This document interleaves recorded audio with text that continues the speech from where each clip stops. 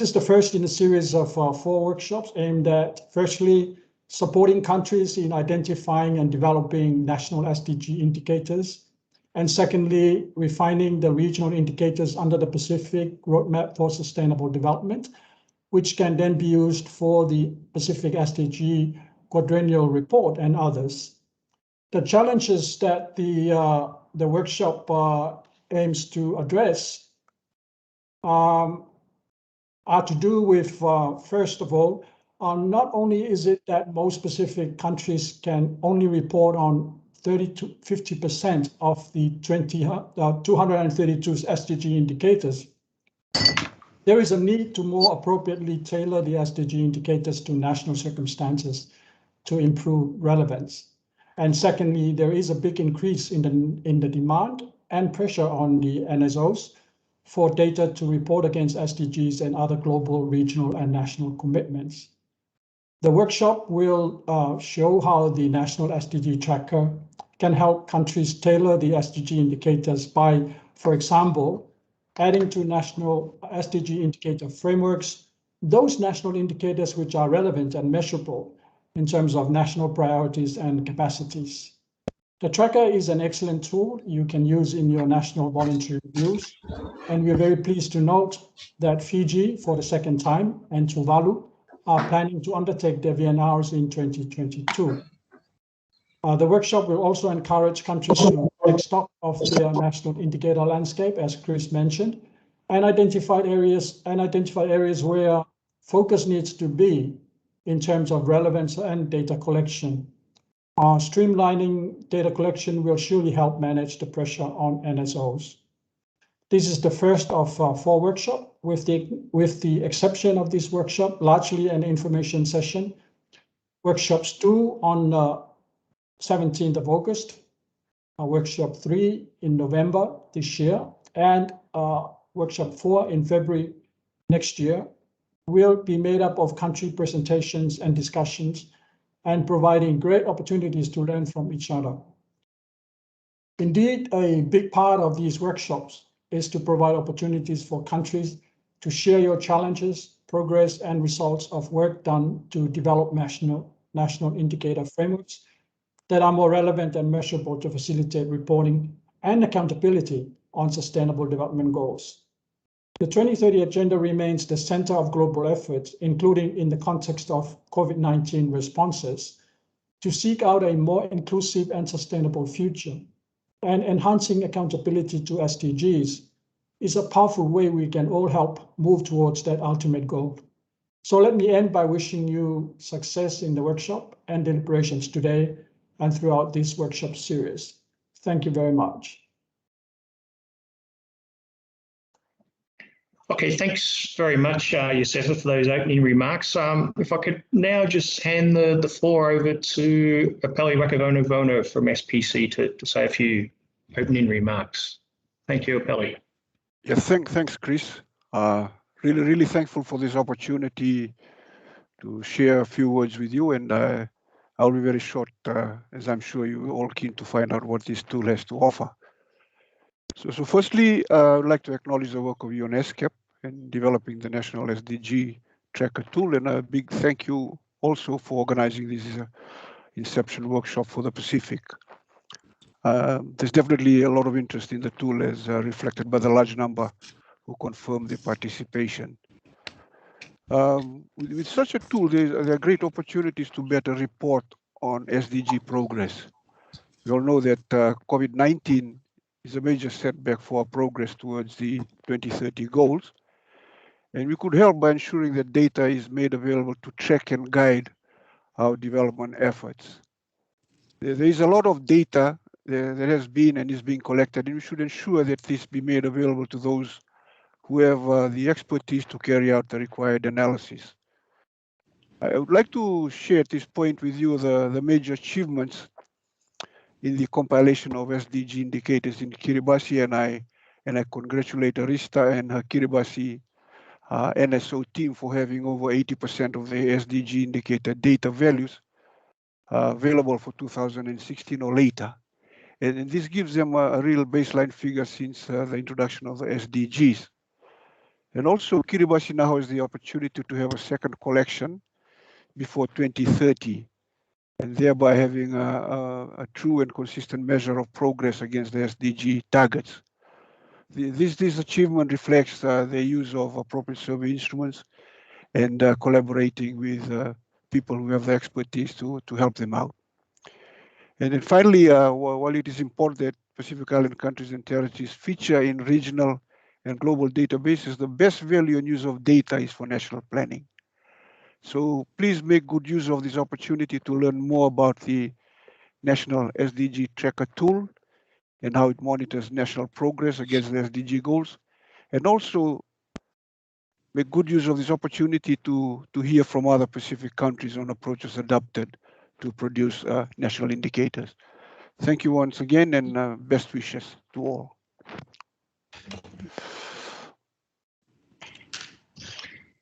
Yeah, thanks very much, Apelli, and also thanks, Yosefa, for those opening comments, which have sort of helped set the scene for the workshop, not just for over the next couple of hours, but over the next few months.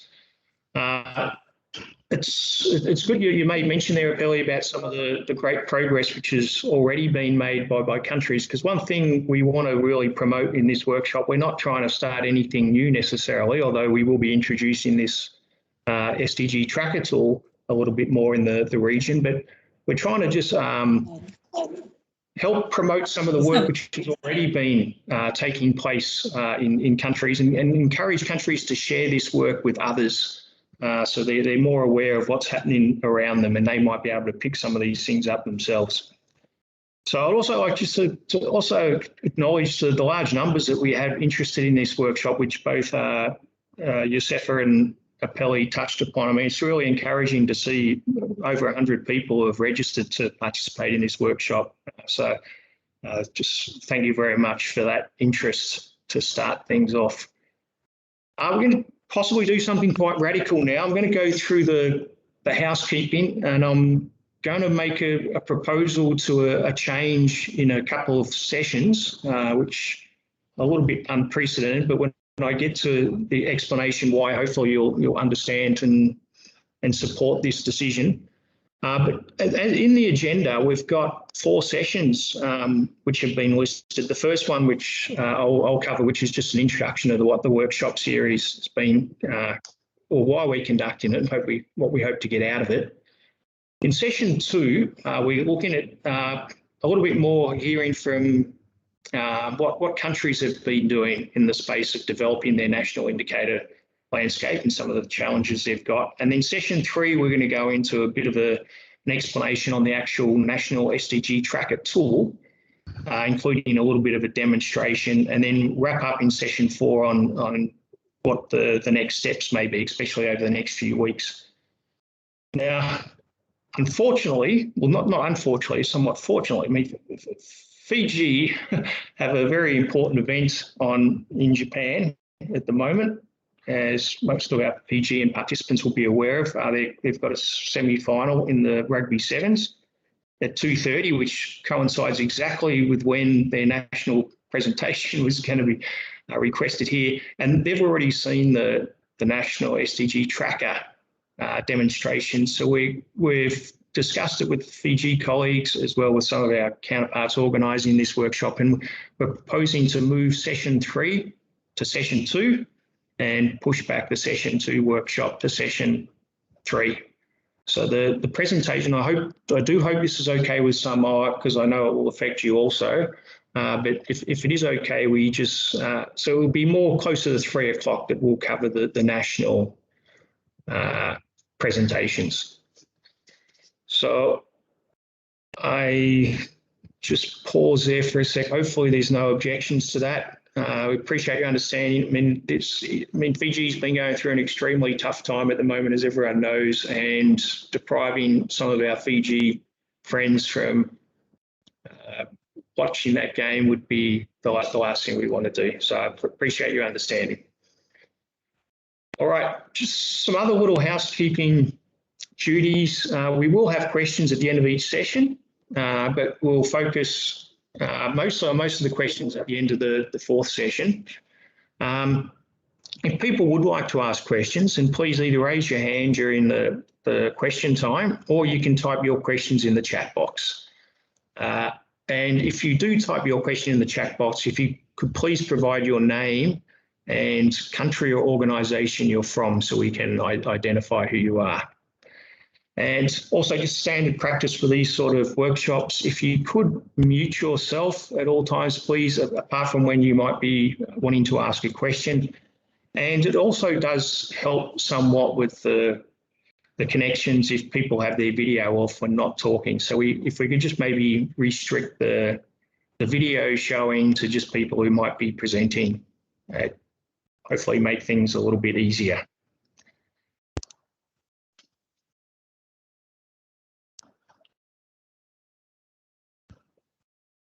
Okay, so I think that covers all the housekeeping. So I'm going to jump into session one, which will a bit of background on what we're hoping to achieve with this workshop series. So just give me a sec while I share my screen.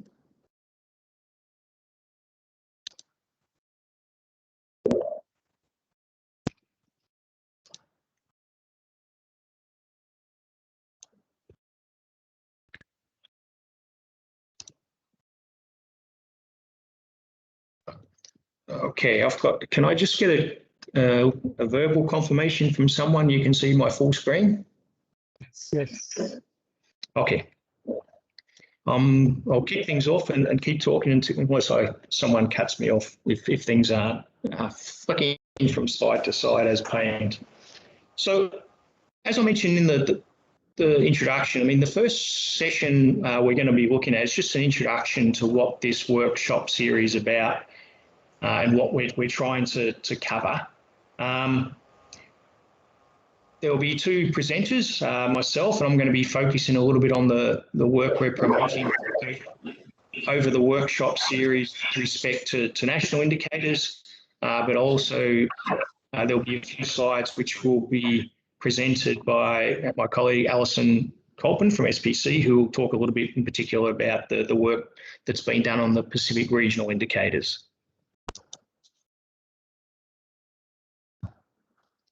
So we're initially going to discuss, what the purpose of the workshop series is with respect to national indicators.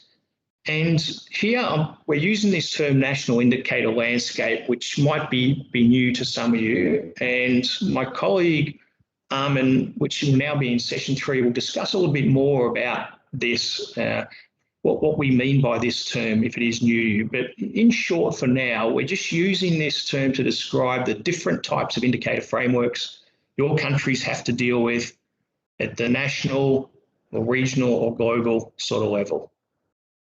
So there will be, as I mentioned, focus from ESCAP in promoting the National SDG Tracker tool. But one of the other things which we also want to address in parallel as we're helping countries with their national indicators is look to see if we can improve the work that's been done on developing Pacific regional indicators. And this is what Alison will address in a couple of slides. And then the last couple of slides we'll touch on in this presentation is just a summary of the different workshops we have in place over the journey, what they will cover, and also what sort of activities we anticipate will take place between these workshops.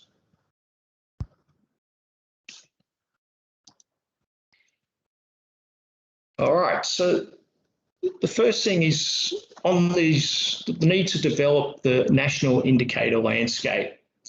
So with respect to the national indicator landscape, we're hoping to provide an opportunity for countries to share the work that they've been doing to develop this work. So firstly, share what the indicator landscape might look like within their country, and then share what they're doing to potentially improve the situation, if anything at all. And I'm pretty sure most of your countries are doing something to improve your indicator landscape, even if you don't really know it. So the sort of things we're asking you to cover is, what sort of work are you looking to address, how you're going about doing that, so the strategies, and what sort of support, if any, is being provided or may be required in order to undertake those activities. And then at the end of the day, eventually where you hope to be in the future as a result of undertaking these sort of activities.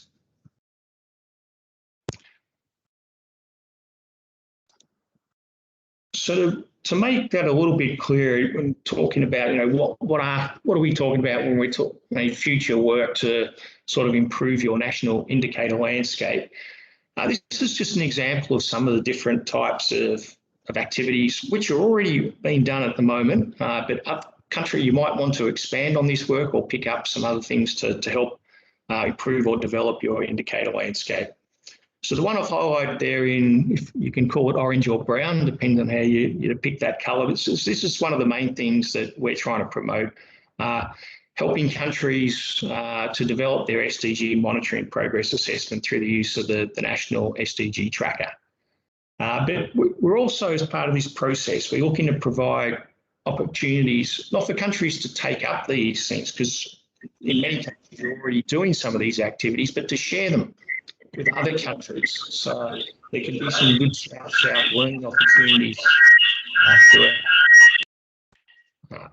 throughout.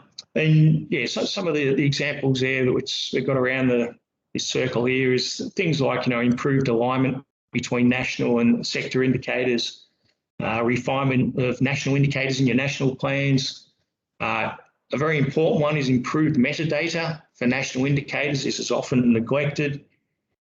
You might want to focus more on specific indicators for a particular sector, or you could be looking at addressing data gaps in national indicator frameworks. And I've got in the little red circle there, it's in my top left. I'm hoping it's your top left as well. I've got the indicator training needed. So what we're also, in many of your cases, there has been a lot of troubles that you've been having in developing strong indicator frameworks to track progress against your national and sector plans and so forth. And it's largely because a lot of your stuff don't necessarily have a full grasp of what is entailed with developing and identifying what are suitable indicators to track progress against your key national issues. So we have in recent times, ESCAP in partnership with CAP, developed a training to tackle this issue. And the first course was conducted only 2 or 3 months ago and had a number of people from the Pacific participate. So if you would like to participate in a particular training like this, or you see colleagues, not just within your NSO, but within the national statistical system that could benefit by this, please let us know, because this is a good skill set to have before you start getting heavily engaged with indicator work in your country.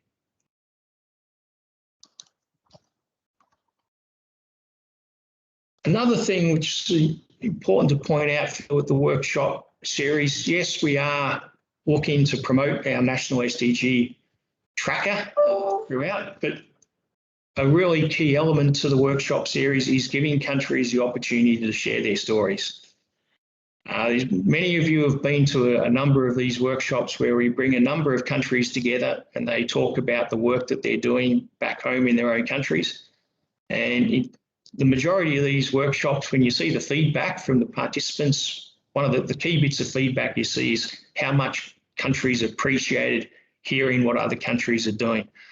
At the moment, we don't have that many opportunities we don't have any opportunities to travel, but to get together and discuss some of the challenges we've got at the moment with regards to this aspect of our work. So we really want to, if nothing else, promote this opportunity for you and your countries to talk about what you're doing, what your challenges are, where you want to get to down the track with each other. Encourage your neighbouring countries to do similar sort of activities and hopefully learn from each other. So as I've got there on the side there, the sort of stories which we'll be encouraging you to tell throughout the course of the workshop is where you're at, where you want to be, what your strategies are, what your challenges are, and also what sort of help might you need. And it could be help from another neighbouring country. At this point, I might hand over to my colleague Alison at SPC, and she'll talk through a little bit on the regional indicator work. So over to you, Alison.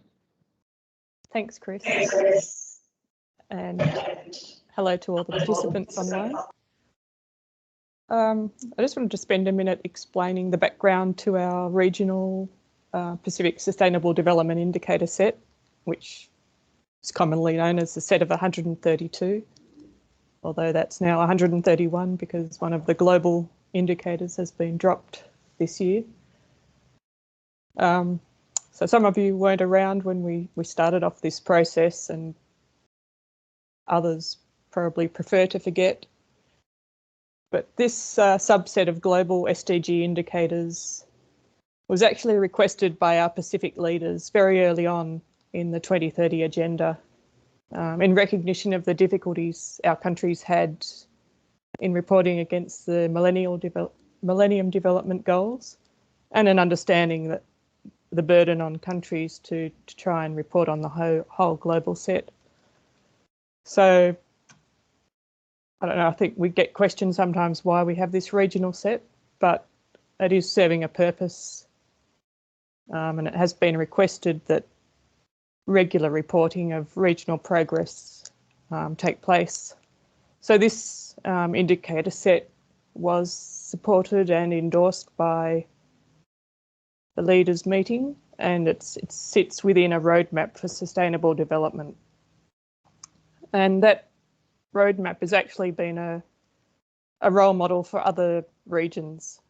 Pacific was recognised as an innovator and a leader in trying to do this regional work. The tree map, which if we can go full screen on that presentation. But the tree map on the bottom left just shows the distribution of indicators that we've selected in that set. You can see there's a predominance in goals 17, which is about partnerships, which is why that's regionally important, and also good health. But in terms of the representation of the goals, if we look at life below water, SDG 14, which I'm proudly wearing my SDG 14 top just for the occasion,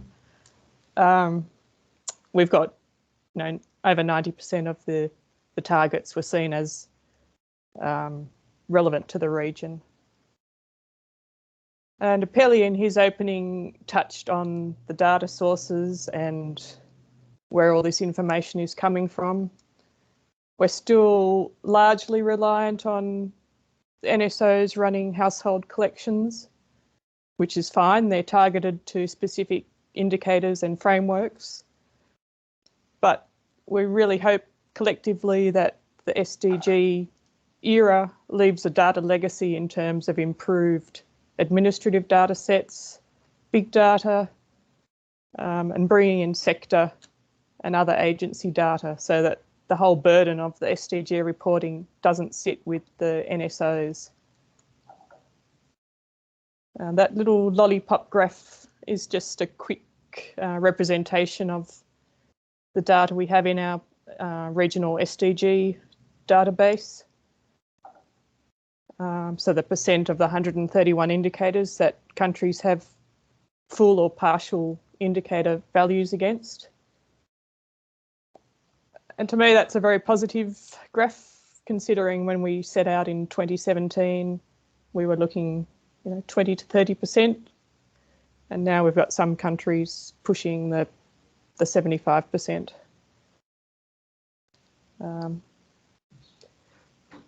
But it's still an opportune time to think about whether we need to refine, review, reduce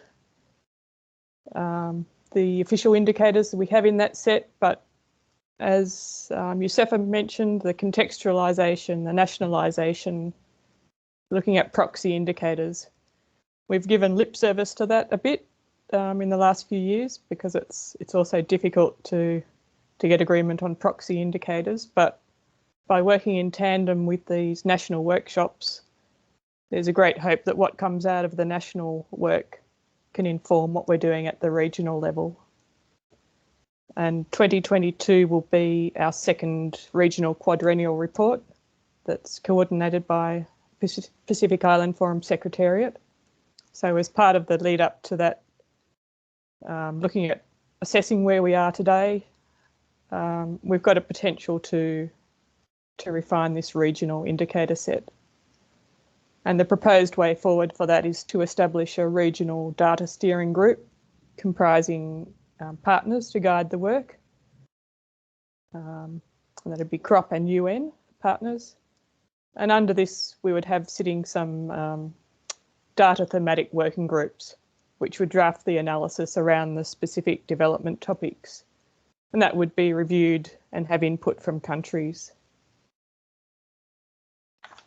So while I think the question has come up on and off why we're having this extra layer of a regional indicator set, as I said at the start, it has come from Pacific leaders. It was a request that this be streamlined, and again, as Chris referred to in aligning national indicators to frameworks, that's the hope as well with the regional indicator set, that it can answer not just the SDGs, but broader development frameworks. So I think I'll stop there and maybe we can have a broader discussion on this throughout the workshop series. Thanks, Chris. Okay, thanks, Alison. My IT skills are getting severely challenged here. I wasn't sure if I had the right slides up as we were progressing, but you covered all the points on your three slides. So I'm going to flick now to the next slide to just finish off this session. Can I just confirm we're looking at the 4 workshop series approach? You're all seeing that? Yes. Can someone? Yeah. Yes. Okay, great. So I mean, Yosefa touched on this quite a bit already in the start. So the plan is to have 4 workshops, and this first workshop is what we're doing now. This is the Inception Workshop. And we're just basically just introducing the concept of what we plan to do over the next 8 months or so in this journey. The second workshop, we're currently scheduled that for Tuesday, 17th of August, so just under 3 weeks. And the plan is there to provide countries with the opportunities to say, well, who are hopefully wanting to stay involved in this workshop series. One of the things we said at the start, you're not committed by joining this Inception Workshop, but we do hope you all stay on board.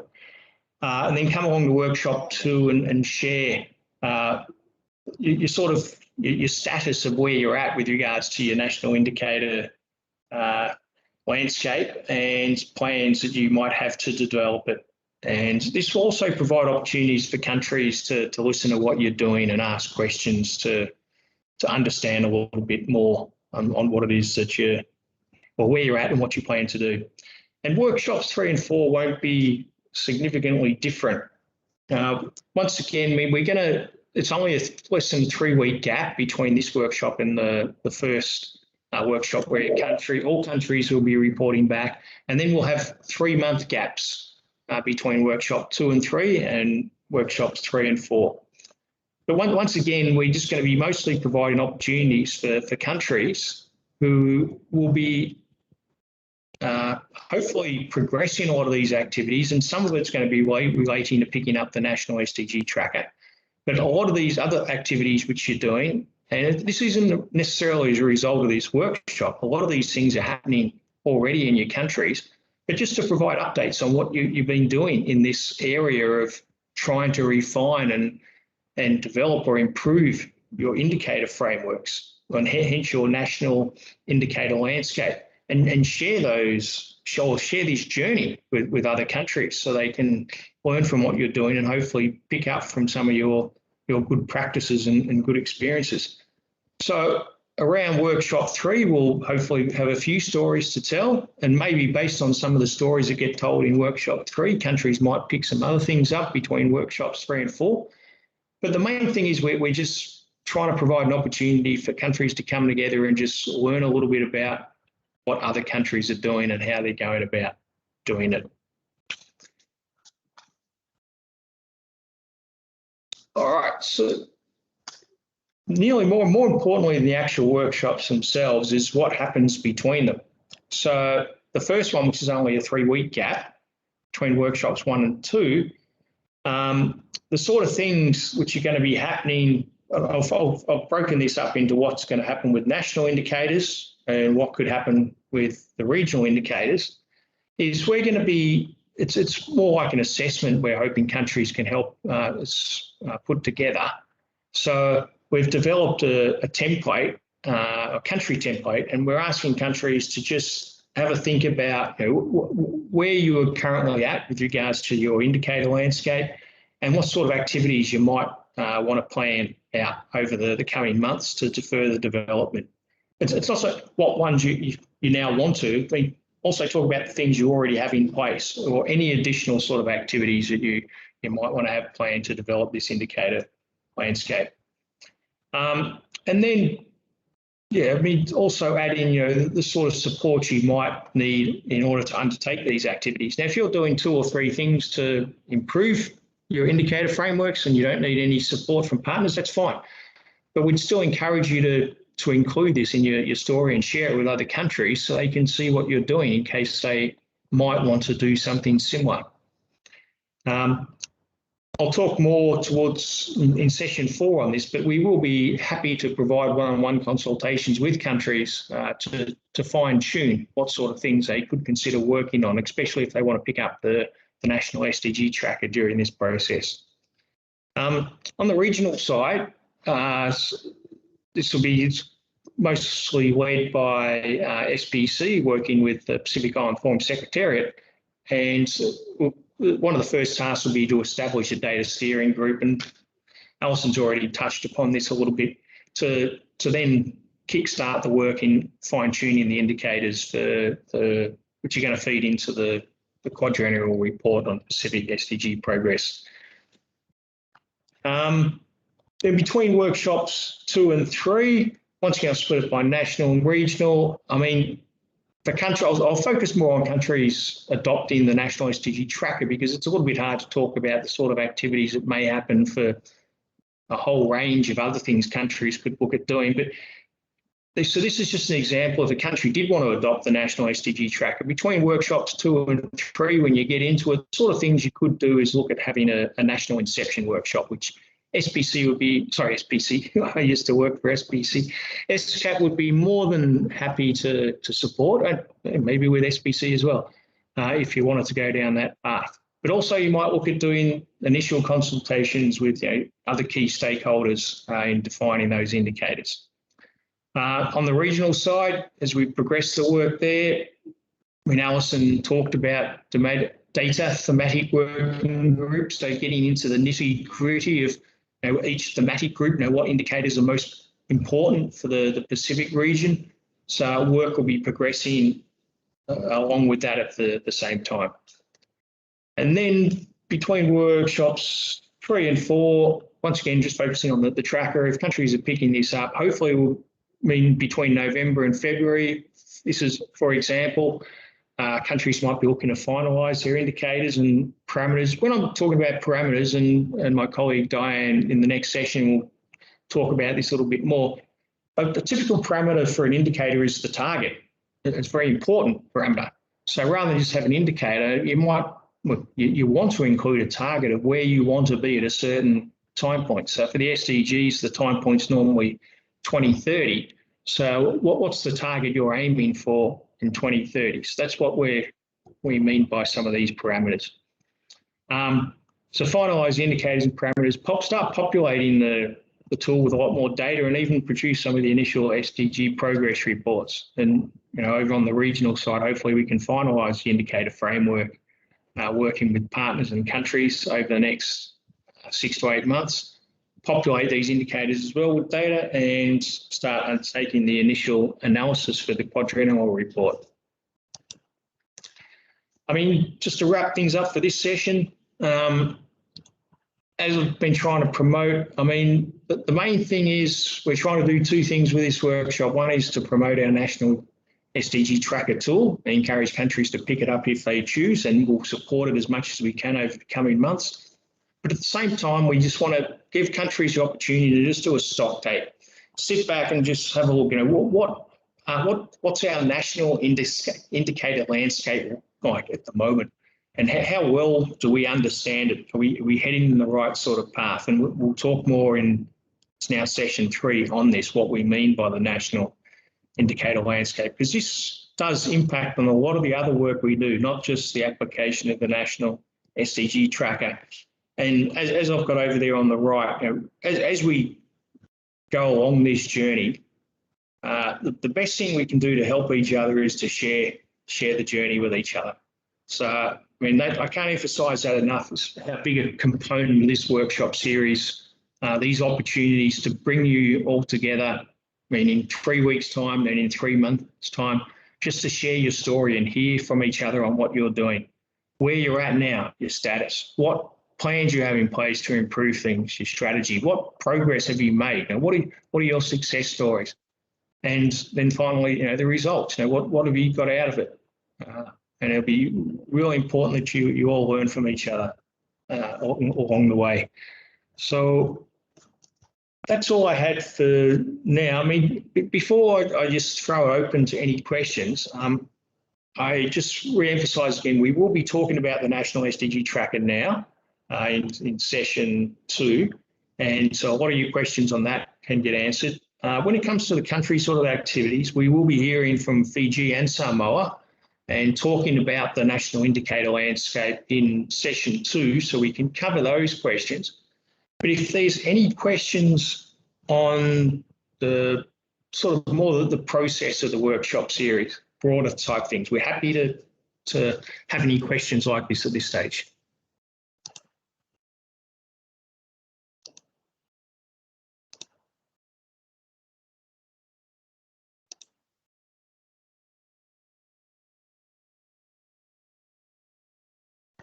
Okay. I'm hoping, have I stopped sharing? Yeah. All right. So does anyone want to type a question in? If not, we can jump straight into the National SDG Tracker session. And please just type your questions in the chat, even if it's about what I just presented, and we'll answer them at the end.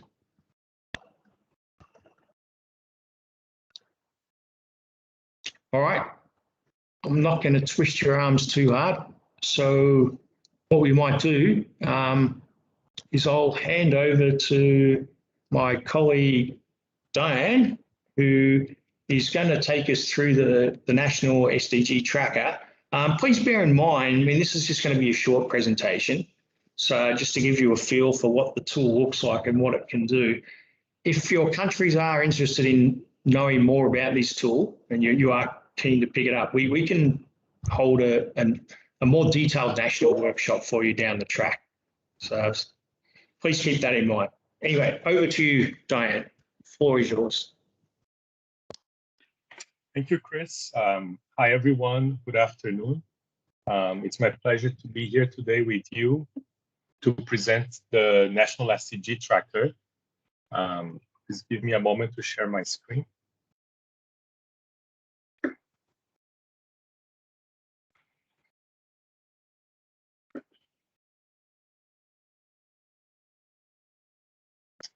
Okay, so I hope you're seeing my screen now. So my name is Diane Chayani.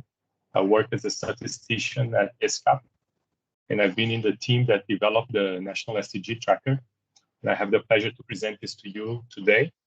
Some of you may have already heard about it, and you know, it has been in the title of this workshop.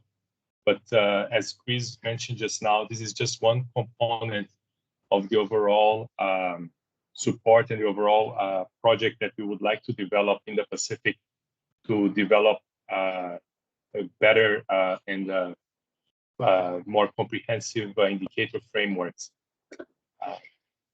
So the National SDG Tracker started many years ago, actually, within ESCAP, because we had a few questions about the SDGs. As you know, when the SDG starts in 2015, a global framework of indicators was developed. And a lot of people started to ask questions like, have we made any progress along those indicators? And how far are we from reaching the targets of the SDGs? And as the years went by, these questions became more and more relevant. And now that we have already 5-6 years into the plan, we would like to know whether we are in the right direction and whether we are going to achieve those targets. And so the ESCAP developed a methodology for assessing progress, which tries to summarize the indicators and tries to give a perspective into these questions. It tries to, so basically what it does is it tries to make sense of the data. So you have all the indicators, but overall, how are we doing in terms of each goal, or how are we doing in terms of each target of the SDGs? And we are trying to look at progress and not just the current status. So we try to see the trend, and we try to analyze if we're going the right direction or not, and how far are we from the targets. So this gives us the ability to recognize the strengths of the SDG implementation in a country, and also identify the areas where more efforts are needed. So where are the gaps in the implementation of the SDGs? So how does it work? It's very simple, actually. It is a tool. It is an application that takes on your SDG data and the target values that you have for your country, and then it produces the analysis and displays it into very intuitive graphics that make it easy to identify areas identify progress at the goal, at the target, and at indicator levels. The SDG Tracker is not a data dissemination platform. It is basically an analytical platform that you use to generate the results. Also, it's not a program that you download and install. It is an application that is on the web that you just use for generating the results. And after you generate the results, you can do anything you want with the results. You can publish on your website. You can use for VNR. You can use for other publications. So it can be used for informing the national planning. So perhaps you can use the results as an input to the next national plan, or to adjust the plans as you go. It is also very useful for communicating the SDG progress in your country. So you can use the results in your own regional and global conversations, which include reports and also VNRs. So I'll give you a very short demonstration of the tracker so that you can see in practice how it works. Let me put here on the screen. So every user of the tracker is given a login and a password so that all the work they do in the tracker is private and it's only accessible to them and not to anyone else. So I have an account here with my email address.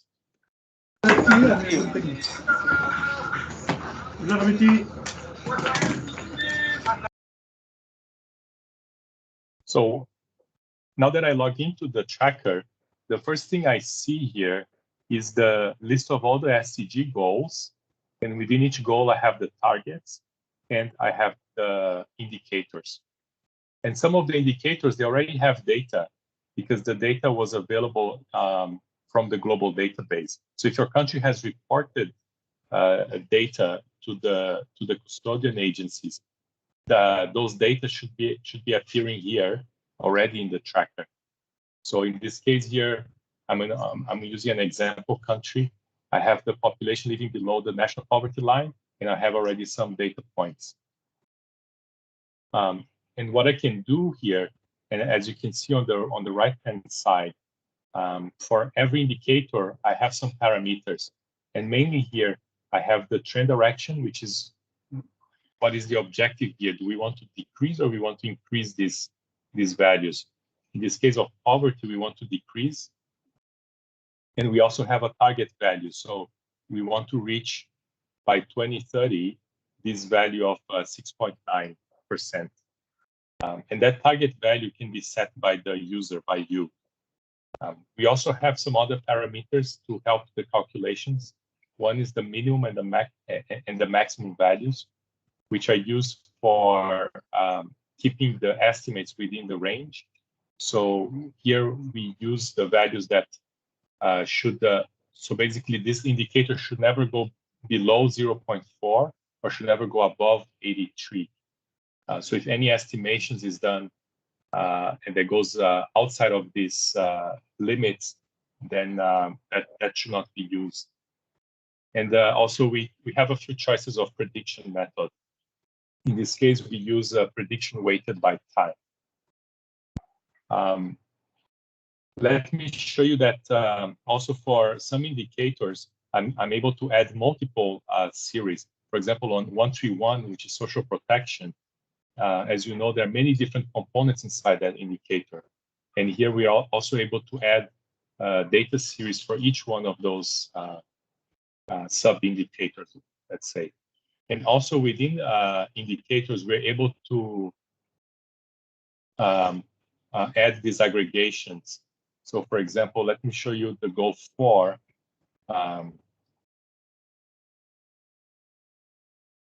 Here on minimum proficiency in readings and math. Here we have these aggregations. For example, we can have for by sex here, male and female. So we can add data for them, and that the system will take that into account, and it will prioritize the least advantaged group within each indicator. After you add the data and you set the target values, the system will generate the results. And then you can see here on the tab, you have the results part of the application, and you have 3 different graphs. And we call them the snapshot, the dashboard, and the progress gaps. These are the same that we publish in our regional report as well. So the snapshot is a summary by goal of the progress since the baseline year, which is 2010. So you can see that using this graph, you can analyze how much progress has been made on each goal. And within each goal, for example, let's say in goal 4, I can click on the bar, and there is a pop-up window that shows me the progress by indicator. So here I can also analyze and see how much progress was done for each one of the indicators based on their own target. I can also look at what we call the dashboard, which is at the target level.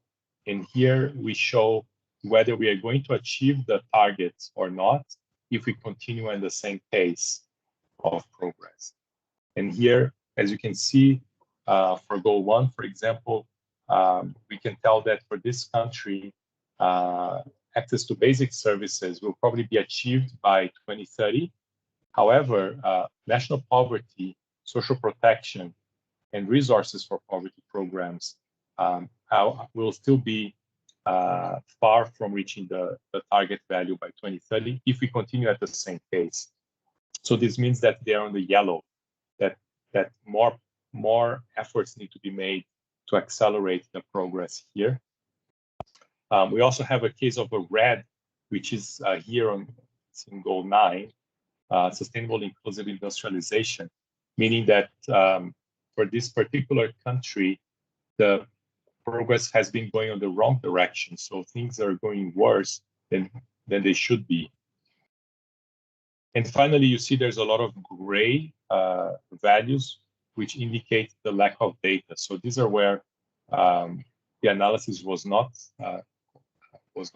calculated because there was no data. Finally, we can see the results also by indicator in the progress gap. And here, basically, we show also the gap that we expect in 2030.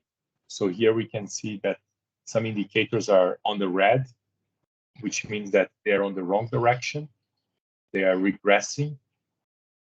And we also see indicators that are yellow, which means that they are really huge gaps to close. And the size of the bar is the size of the gap that we expect in 2030. So some of them have small gaps, like enrollment rate, means that perhaps a bit more effort will help achieve the goal, while there are others that actually have quite severe gaps if we continue business as usual. So all these results, all these graphs, you're able to export as PDF and you're able to download as well. And in both cases, you can use them in your publications, you can use them on your website. And that's basically it. It's a very simple application, and as I showed, it helps you to add the data that you have, and you use that data to generate the results. I'll just add one more thing here in this demonstration, that if you want to add the data using Excel, it is also possible. There's a choice here where you can download the template in Excel, and that template will be available to you offline. And you add the data on that template, and then later you import the template back into the system. And that will display it in the web here, and will calculate the results for you. So finally, some words about the implementation process. And here is a very generic set of steps that most countries follow when they want to use the tracker. First of all, the country will establish a team to work on this project. And then the first task is to review and validate the SDG indicators.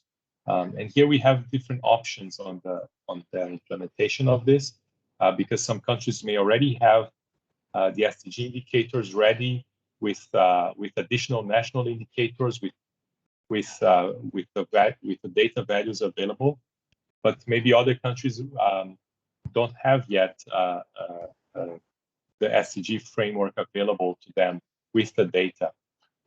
In any case, the work here is to compile all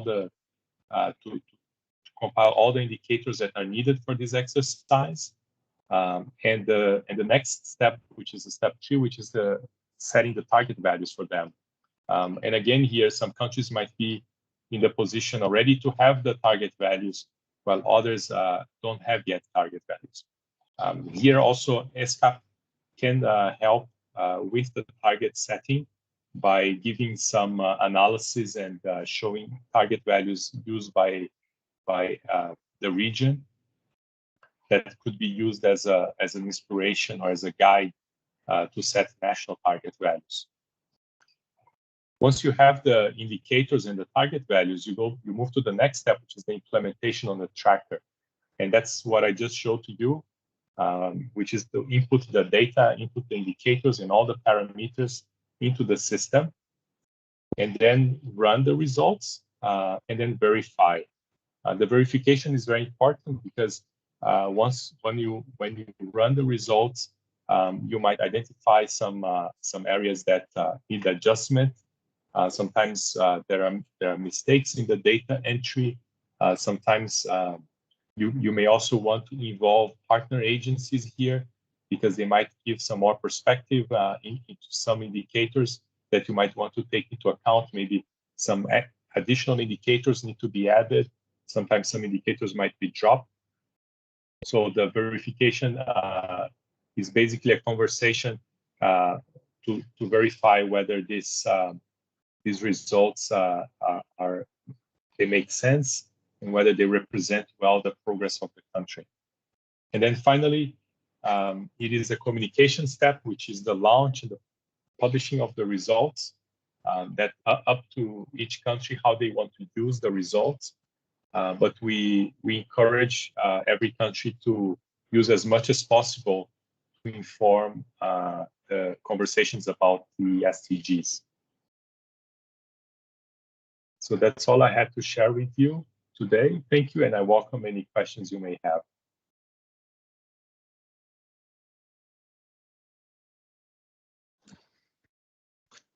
Thanks a lot, Diane, for taking us through that. So, as I said, I mean, we can hold most of the questions towards the end, but I mean, this is sort of the main sort of technical topic we're covering for this first workshop. So if anyone has any specific questions they'd like to ask on the tracker now, we can entertain that for a few minutes if you like, or you can just type them in the chat and we'll address them at the end.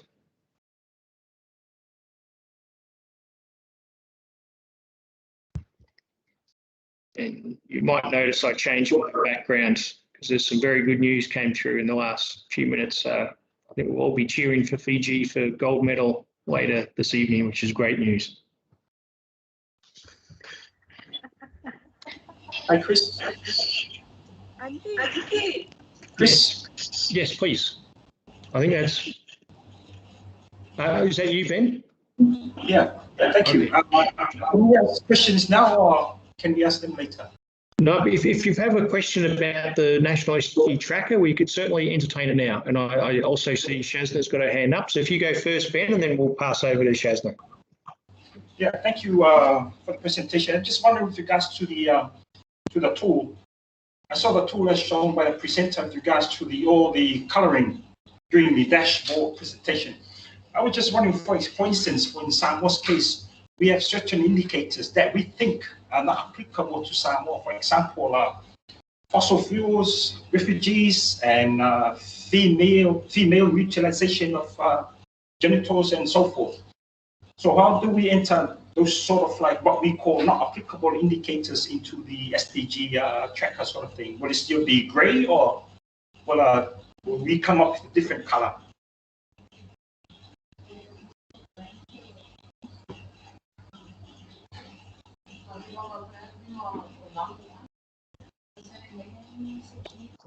So Diane, did you want to have a go at answering that? I mean, I can respond if needed. Yes. Thank you for the question.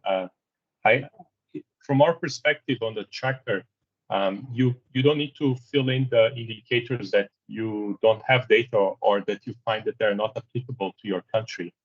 However, it's part of this exercise also to review all the indicators and figure out whether they're applicable or not. In the end, in terms of the visualization, if you like to highlight those that are not applicable, you might choose to, for example, use a different color of gray for that, but that can be used outside of the application. So once you have the results, you might be able to then do some small customizations on the graphs as well.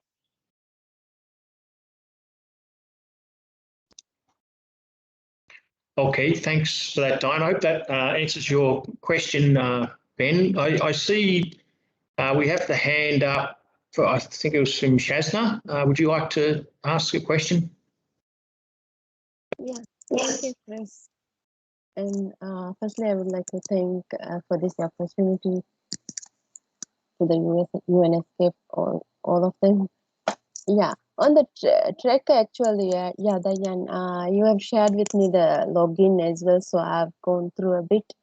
And I would like to know which point of time is the data, I mean, shown in the, for the Maldives one is which point of time which we have shared with you, the data you have incorporated to it. From the tool, we do not know which date, the date of update actually. So I would like to know firstly on that. And the other one is if we are having a proxy, as you've shown in the tracker, we could include, right? I tried it as such. So I just wanted to know if we have a proxy for the indicator, how would it be reflected in the tool? Yeah, thank you. Thanks for the questions, Shasna. So to answer the first question, the data existing in the tracker right now is based on the global database released in the beginning of this year. However, we are working right now to update the data with the latest release that just came out a month ago. So we hope that by the time most of you start using the tracker, you will already be with the latest data from the global database. We understand that sometimes there are delays in the data coming from the country to the custodian agencies and from the custodian agencies to the global database. And that's why we allow you to add more data points if you like for the indicator. So if you see that data is incomplete, you can add also from your side. But we try to make available as much as possible what's in the global database. Regarding the second question, I'm sorry, could you remind me again the second question? About proxies, right? Proxy, Sorry, yes. Yes, the tracker does work with proxies as well. In fact, we would like to support everyone to add the proxies wherever the official indicator is not available for your country. And so you can add under the indicator number, you can add a proxy for that. And you can replace the official one with a proxy if you like. And you can add as many indicators as you wish to the framework in the tracker. And if I may also answer the question that was written in the chat about the format of the template. It is an Excel template that is downloaded and that can be used offline.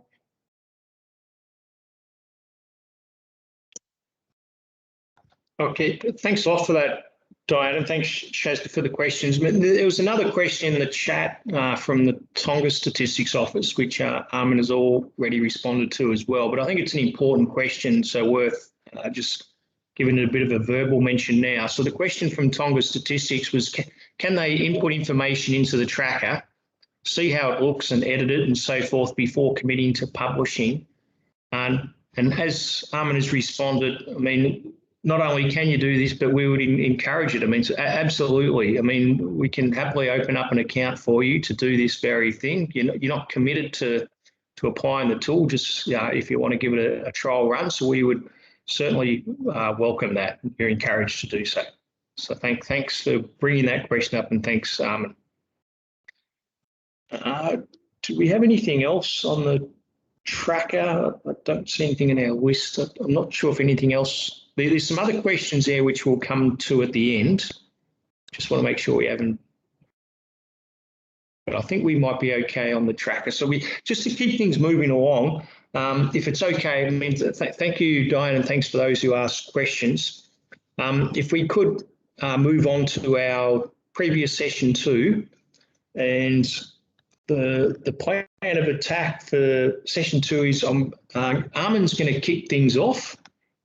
He's going to lead us through this discussion, and we've used this term indicator landscape. So he's going to talk a little bit about what is an indicator landscape and how might it be important to what we're talking about today. And then we're going to have a little presentation from Samoa and Fiji to tell us a little bit about what sort of work they're doing in this area.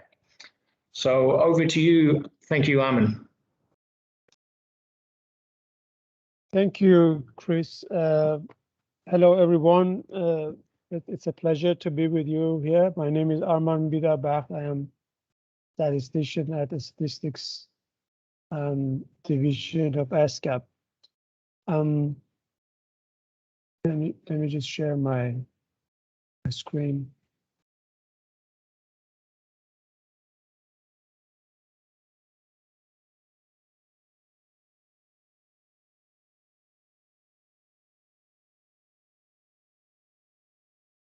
Okay, I hope everybody can see that.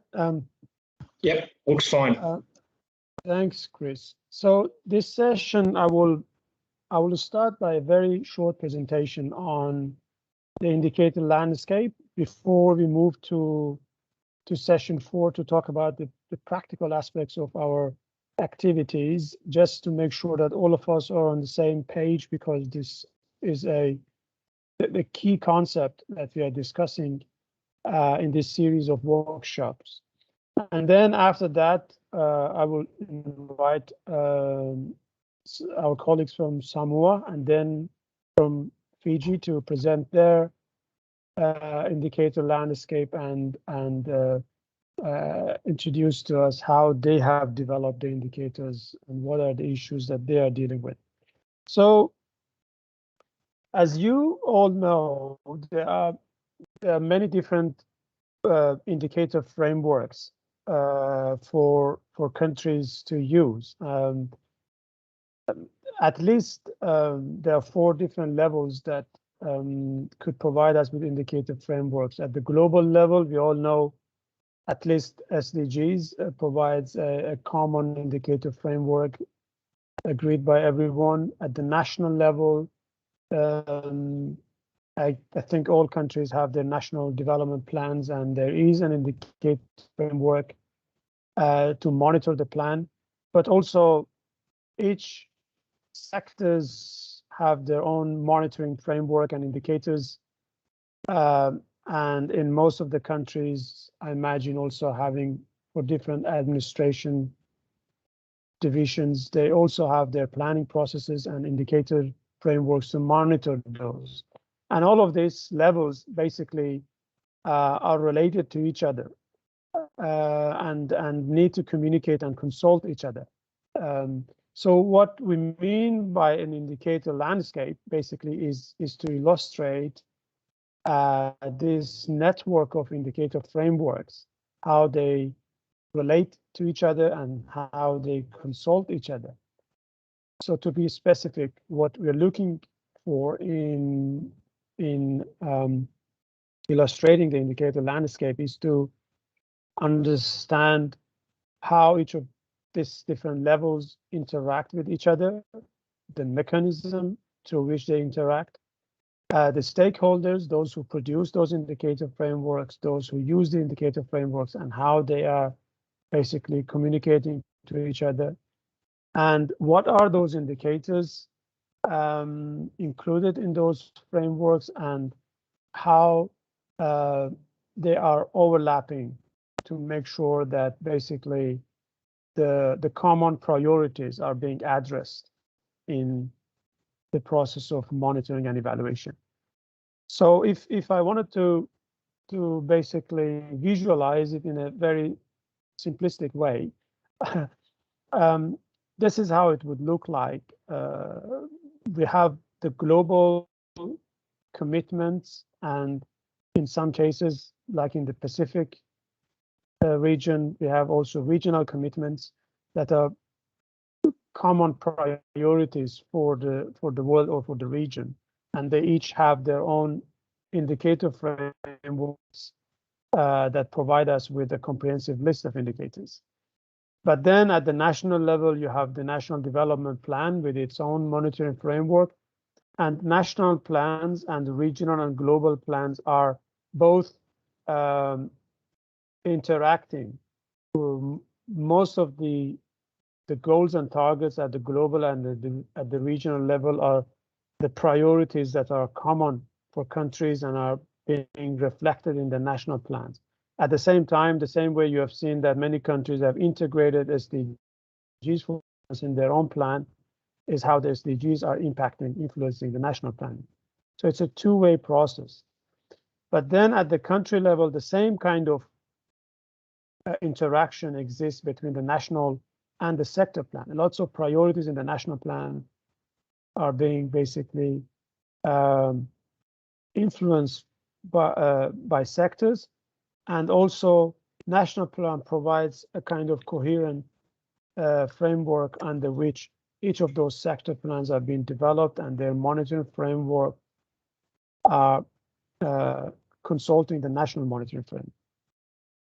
At the subnational level, there are perhaps many different ways of this kind of mechanisms to interact with national and sectoral level, but at least two parallel processes are common. One is that each administrative division is developing their own subnational plan, which is mirroring what the national development plan is, highlighting the issues related to that subnational level. But also sometimes there are sectoral plans at the subnational level, which consult both subnational plan and their own corresponding sector plan at the national level. And this can be a very complicated universe of indicator frameworks. And that's why we need to understand this complexity, break it down, and being able to establish the linkages there. And this is the purpose of our discussion.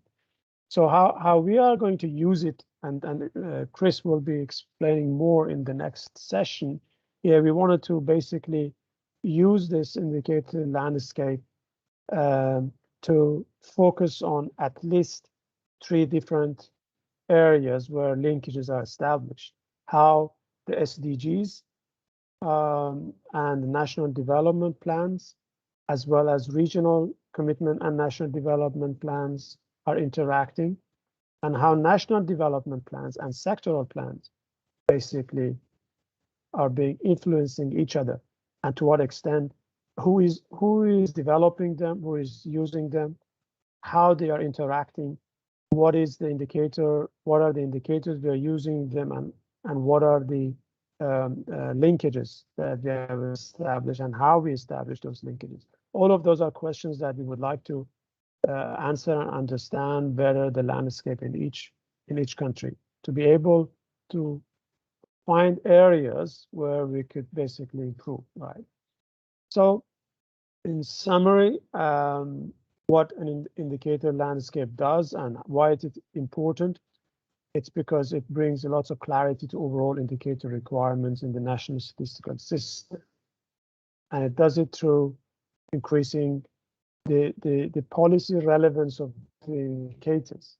When we establish linkages between different plans, and then maximize the overlap of indicators as needed, that way we are basically improving the policy relevance of our indicators and establishing the linkages so we avoid any kind of inconsistencies in different monitoring frameworks. But it also is very important to inform the data production, because in particular surveys and survey questionnaire variables, questions basically are where we are collecting data for those indicators. But also beyond surveys, all different sources of data need to be informed by the data need from the policy perspective. And those indicator frameworks are where we understand the data needs. And the clearer they are, the better we understand what data we need. And it also helps us to improve the coordination of different stakeholders engaged. And finally, we make sure that we adhere to the regional as well as global commitments. I stop here before we move to country presentation. If you have any questions related to indicator landscape, maybe it's a good time now to have a little discussion. So please raise your hand or put your question in the chat box so that we can discuss it.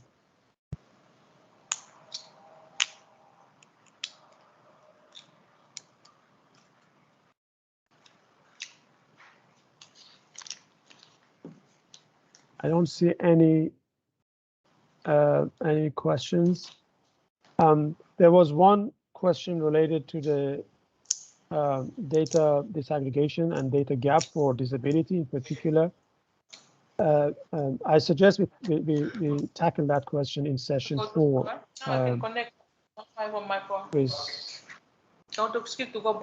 When we discuss about different steps.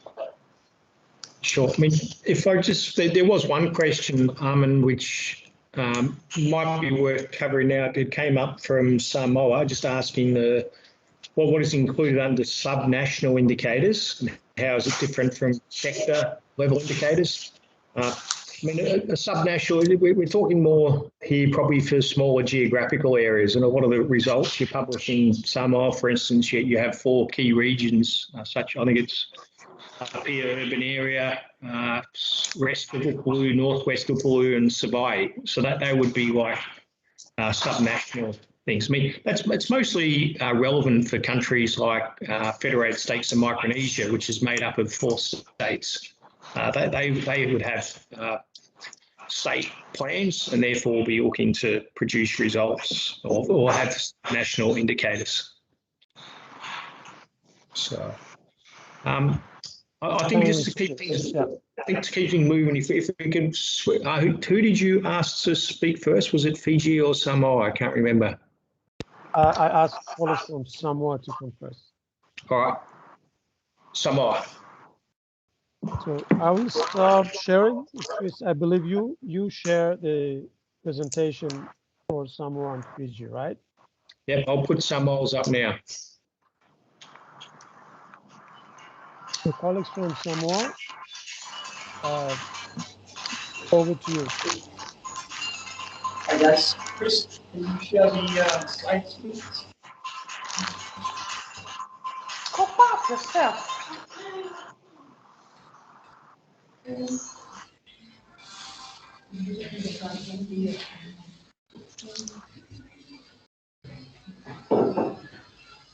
Yeah, but anyway, thanks a lot for the invitation. But foremost, it was good to hear that Fiji won the 7th, Chris. So you must be happy now.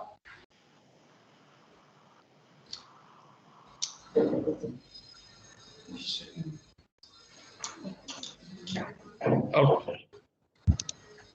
Can I ask, how does that look? Yeah, it looks fine. All right.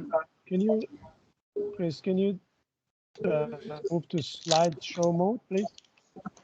I should be in slideshow mode now, hopefully. Not yet.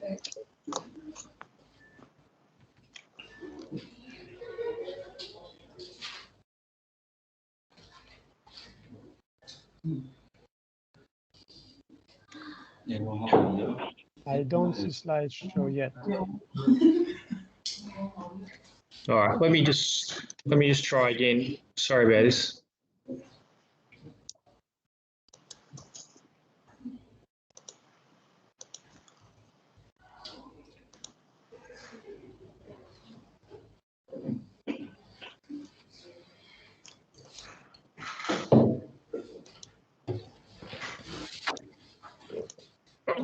Hopefully this will work.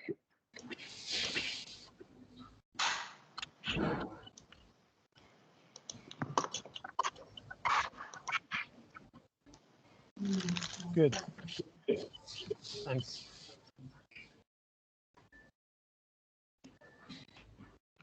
Thanks, Chris. Ben, floor is yours. Yeah, okay, thank you guys. Thank you for the opportunity, Chris, Amen, and Josefa. Briefly, we'll be talking about the what we have in Samoa so far. Next slide, please, Chris.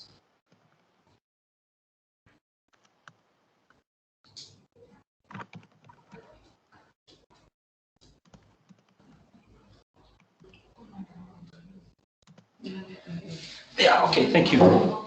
If you were to look at this slide, I think the previous slide one of the slides by Armin, it's kind of like similar to what we have in Samoa so far. For example, what we have so far, we have the SDS, and now we have a new government. I think we'll be in the process of colleagues here from Ministry of Finance. I think they'll be in the process of finalizing our SDS strategy for the development of Samoa 21-25.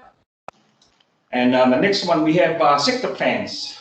We have 14 sectors, so with the assumption that all the 14 sectors, they're supposed to have their own sector plans and all their indicator framework, monitoring the work of all the line ministries. For example, we have the education sector plan. We have various ministries like the Ministry of Education, Samoa Qualification, Samoa Qualification Authority, and the National University of Samoa. The next one will be the Agriculture Sector Plan, which is led by the Ministry of agriculture and fisheries. And we have another one like the energy sector plan, like the Ministry of Finance, Ministry of Work, Transport and Infrastructure, the Electric Power Corporation and so forth. And the other framework we have is regards to the international obligation we have with regards to the 2030 agenda, which was developed by the Ministry of Finance, Ministry of Foreign Affairs and Trade, sorry, which is also the chairperson. At the same time, this framework was used for our second voluntary national review by the UN, I think it was towards the end of last year. So currently it's been monitored by the Bureau of Stats, and this is done through various surveys and censuses implemented by the Bureau. And at the same time, we have administrative data from various line ministries. And the next one we have the Pacific Indicator Framework, as alluded to by one of the presenters, where we have, which was developed by the Bureau and currently monitored by the office so far. As I said, similarly to the one before, we have a census and survey, and also by the administrative data from various ministries. If you look at, if we were to try and compare the Pacific framework to the SDG framework, it's sort of like this is a smaller version of SDG 2030 agenda. If you were to go, if everyone was to go through this Pacific indicator framework, we have 5 indicators that has been regionalized. In the whole nutshell, so to speak, if you were to look at it as a pyramid sort of thing, we have on top will be the SDS, and the next one will be the SDG framework and the Pacific indicator, and then right at the bottom of the pyramid, we could have the sector plans. I think this sort of like pyramid similar to what Armin has just presented. Next one, please, Chris.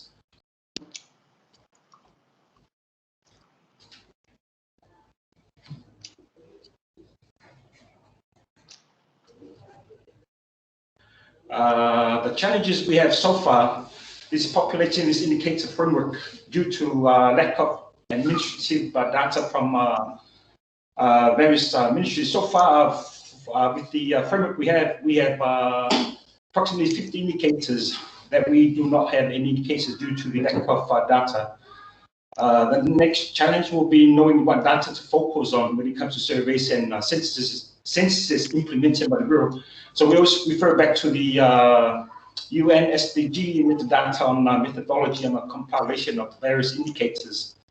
I think the next challenge, I think this is a challenge that is common throughout the Pacific, is the frequency of data collection. For example, what we have a 5-year cycle and a 10-year cycle for various censuses and surveys. We do not do them frequently, like annually or every other 2 years. Through these surveys and censuses and all these cycles, we can only update on our indicators. The other issue we encounter is the derivation and compilation of indicators, like the disaggregation of certain indicators and irrelevance of certain indicators. As you can see from the slide, we have 3.81, 4.31, and all those indicators. The other challenge is streamlining of certain indicators to our sector plans. Because some projects we have sort of like donor funded, so to speak. So we have national priorities versus our international priorities. And one of the issues we came across is the gradual graduation from the proxy indicator to the actual indicator. Approximately we have 30 so far due to irrelevancy, difficulty in disaggregation, and sometimes we have the unit of measurement. Sometimes in one of the indicators they come up with 100,000 as a unit of measurement, but unit population sum was approximately 200,000. Next one, please, Chris.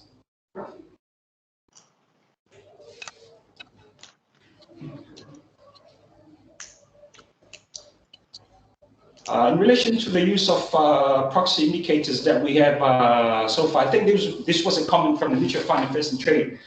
It's sort of like in the report by the UN and all those donor custodian countries, there's no acknowledgement of the proxy indicators that we use.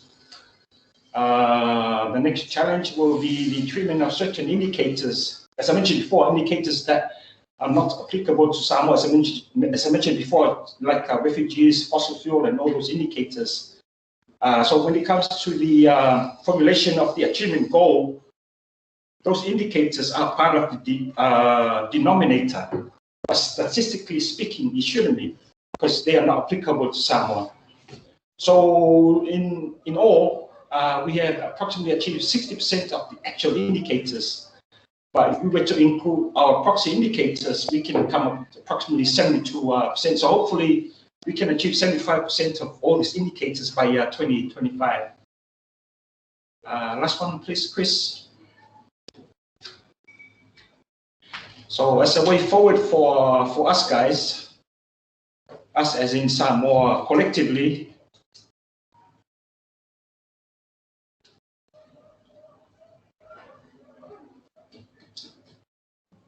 hopefully we'll be able to implement this tracker tool so that we can implement this for monitoring of our SDGs and what we have so far.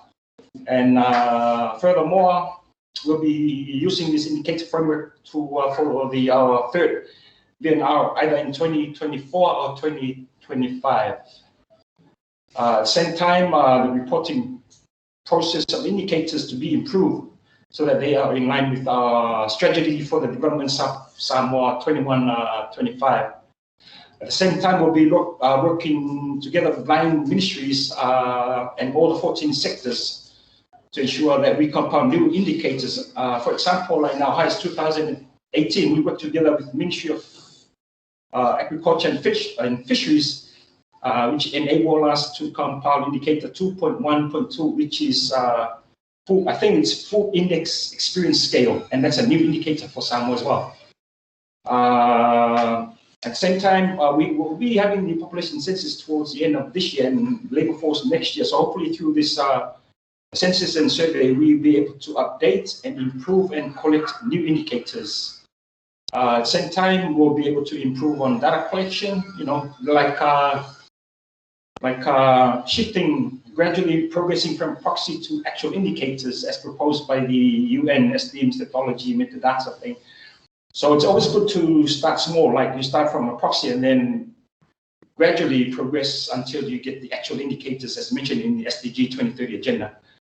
At the same time, we'll be able to, we'll be improving awareness with the SDG indicators to all 14 sectors. And finally, I think as mentioned, one of the presentations would be looking at developing a metadata for the national indicators, hopefully in the long run. Thank you. Thank you very much, Ben. Very interesting presentation. Before we move to Fiji, I wonder if you have any questions for colleagues from Samoa.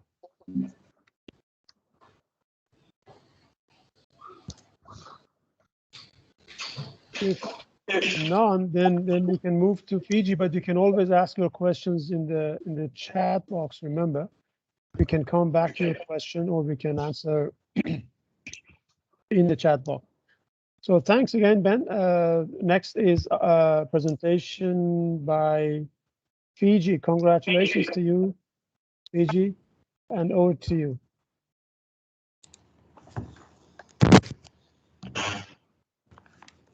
Thank you. Hello, everyone. Thank you, Chris and the team for inviting us to this workshop.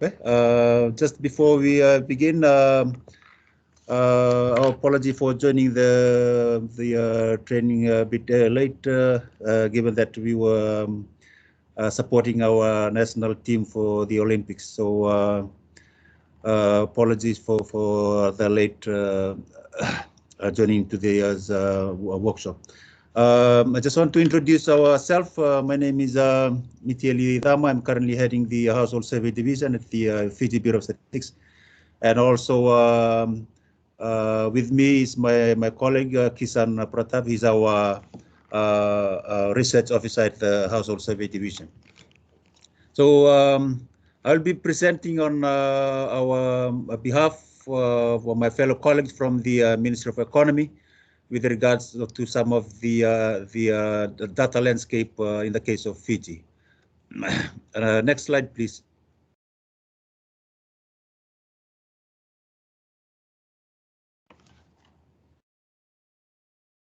Can I have the next slide, Chris? Yeah, it just might be a bit slow, Mitty. It's hopefully coming up there. Okay.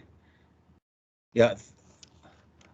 Thank you. Those are like the objectives of our presentation. We'll just present an overview of Fiji indicators and some of the challenges encountered in collecting data required for the compilation of the VNR and also for the database for our SDG indicators, and also the need to establish a national data tracker and some of the key issues that we need to consider going forward.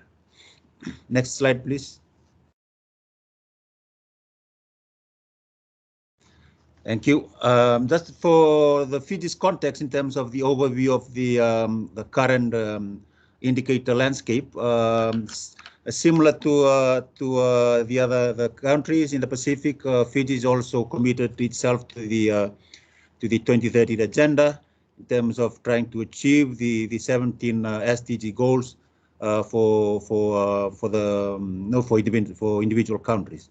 For the small island development status accelerated modalities of action with or the Samoa pathway was also adopted by Fiji in 2015, which also set the platform for priorities for Fiji in terms of try to move forward with the SDG indicators. At the national level, we already have a 5-year and a 20-year national development plan, which already outlines some of the national indicators for Fiji, and also how we need to monitor those SDGs indicators. And from that national development plan, it provides the necessary guidelines to our relevant government ministries and public bodies to align all their corporate and strategic annual documents towards achieving the respective SDG goals and indicators that's already endorsed in the National Development Plan. And for Fiji's case, the Ministry of Economy is responsible for the overall monitoring of the work done on SDGs, and this is undertaken in close collaboration with our other key government agencies, including the statutory bodies as well. From the Fiji Bureau of Statistics role in the whole exercise, we are responsible for keeping the record of the national data sets, and also collecting some of the national indicators that are required for the monitoring of the SDG indicators for Fiji's context. Next slide, please.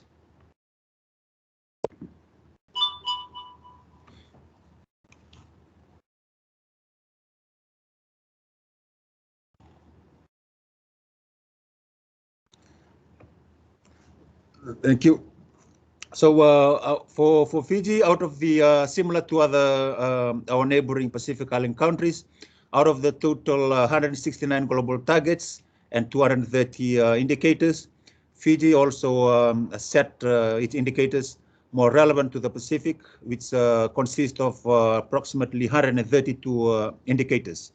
And out of that 132 indicators, approximately 90 of those indicators are already in the Fiji National Development Plan.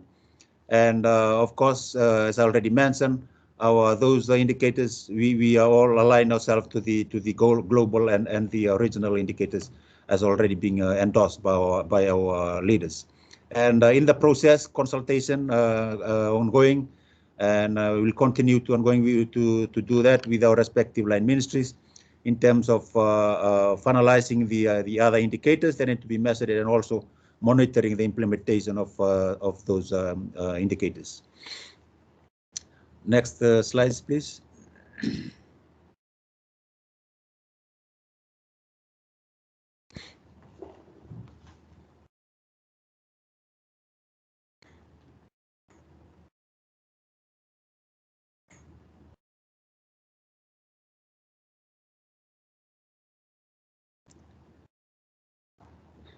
Thank you. In terms of some of the key challenges that we faced when it's come to the collecting of those information, monitoring of the implementation of these indicators, some of the challenges that we face is, the challenges of populating these indicators due to the lack of sufficient data. Not only from our side in terms of the data that we collected from the our annual surveys, also from our line ministries. Our line ministries, they also have the they also collecting some of these key indicators that are required to monitor the implementation of some of these SDG goals. So those are some of the challenges that we face in terms of the lack of these sufficient information from our relevant line ministries. And also one of the key challenges is the lack of appropriate tools and technology available at our disposal for us in order for us to capture the required data that is needed for the progressing of these SDG indicators, and also for enable us to capture the data that is required for the compilation of our VNR report. And another key challenge that we face is the collection of these required indicators via our existing surveys, whether it's a sample or an annual census survey. We also have some challenges in terms of make sure that all the indicators that are required to be collected during each of these surveys are collected in a methodology, required methodology that is required and that is approved by our development partners. The next challenges that we face is the level of data disaggregation that is needed for the monitoring of SDG indicators. Especially, from our side at the Statistics Office. So this is an area that we are finding is a big challenge for us, especially when we conduct certain sample surveys, like, for example, our household income and expenditure survey. Given that it's a sample surveys, some of the some of the data that are needed at the disaggregated level, we might not able to capture that properly given the limitation of our sample data. Those are just an example of the level of disaggregated data that are needed, not only for the monitoring of SDG indicators, for other proxy indicators that may be needed in order to monitor some of these SDG indicators. Also, one of the key challenges that we face in collecting this data is for those indicators that are fall under the tier 2. With the established there, we already have the established methodology, but data are not producing on a regular and consistent basis. So that's another challenge that we face from our side, and given that on annual basis, we've been facing some of these challenges in terms of the budgetary allocation for our annual surveys. So it's contribute to the challenges for us in terms of try to conduct these surveys and conduct in such a way that will enable us to collect the quality of information that is needed to monitor some of these indicators. Just for example, that's one of the big challenges that we're facing right now is our unemployment survey that has been keep on shifting for the last 2 years now, due to the budget constraints of the government. So that's from our side. It's contribute to the delay in trying to measure the progress and monitoring the progress of implementation of some of these SDG indicators. And lastly, on the limited capacity for NSOs to devote more resources in the collection and monitoring of SDGs, as hopefully I already alluded to earlier in my previous exercise. Not only that, some of the challenges that we face is the increasing turnover for especially at the staff at the bureau, in terms of try to maintain the core staff, majority of the staff, especially in the collection of the data, or in terms of the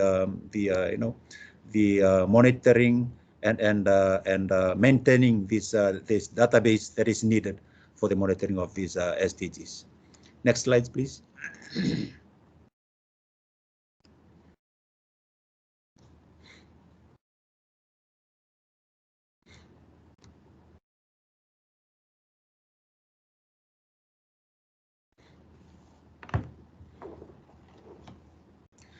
Yeah, some of the future work plan from our side, together with our colleagues from the Ministry of Economy, is for us to improve the tracking of our SDGs implementation progress, and also at the same time prepare for the next for our second voluntary national reviews.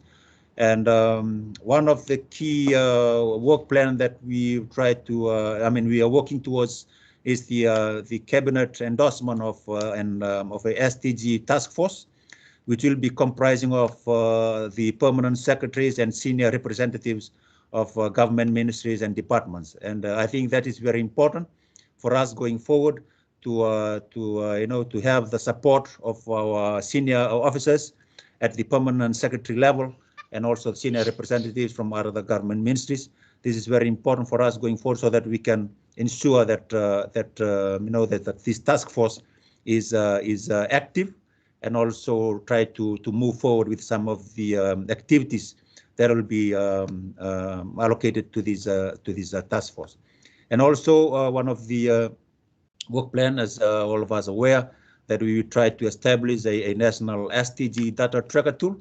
And we are fortunate that ESCAP and the team is now come on board to help us in terms of installing and try to implement this tool to help us in the overall monitoring of our SDG progress. Next slide, please.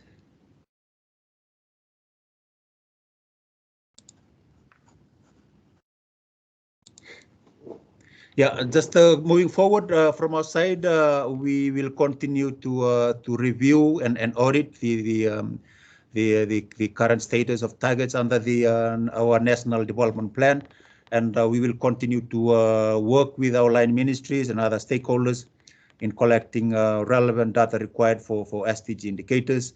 And also we will work with authorities in improving the reporting mechanism on SDG indicators, to ensure that there is consistency in terms of reporting of these SDG indicators from line ministries, from each of these government agencies and departments to the Ministry of Economy, who will be the overall in charge of consolidating all these SDG indicators. And also we will work towards developing the disaggregated data for relevant sectors of the national indicators, and at the same time try to set up a holistic national SDG database system for the whole Fijian economy, just to help us in terms of monitoring the overall progress of SDG indicators, and also at the same time will help us in terms of preparing for our second VNR report. So yeah, so basically I think that's all from our side, unless our colleague from the Ministry of Economy, who's also online, who can also contribute to some of those key challenges that I mentioned on behalf of our team. Thank you so much, Chris and Aman. Thank you.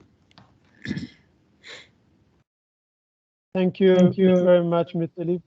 Very interesting presentation. I'm sure both your presentation and Samoa presentation clarified a lot what we mean by an indicator landscape, but also provided two models of this landscape. What are the features, how they work, what are the challenges, and also very interestingly, how they inform data production in your countries.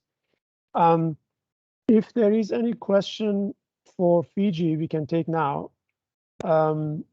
I don't see any in the chat chat box. But if you have any questions for Fiji, you can raise your hand. Otherwise, I'll hand over to Chris to move to the last session, session 4. Thanks, Chris. Over to you. Okay, thanks, Armin. I'm very conscious of the time. We were planning to wrap things up at 4, so we're probably at 23 minutes behind at the moment. So I'm going to be a little bit creative in going through this last presentation, but I do, given it's relating to sort of future work over the next 2 to 3 weeks, I still would like to emphasise some of these activities. So let me just now share my presentation.